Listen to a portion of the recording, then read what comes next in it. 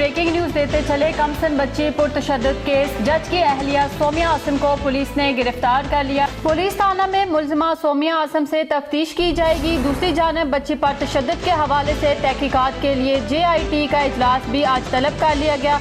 Doctors के मुताबिक तशद्दुद का शिकार होने वाली बच्ची रिजवाना जनरल अस्पताल लाहौर में ज़ेरे इलाज है और उसकी जहनी कैफियत भी बेहतर है। आपको ब्रेकिंग न्यूज देते चले। कमसन बच्ची पुरतशद्दुद केस, जज की अहलिया सोमिया आसिम को पुलिस ने गिरफ्तार कर लिया। पुलिस थाना में मुलजिमा सोमिया आसिम से तफ्तीश की जाएगी। दूसरी जानब बच्ची पर तशद्दुद के हवाले से तहकीकात के लिए JIT का इजलास भी आज तलब कर लिया गया।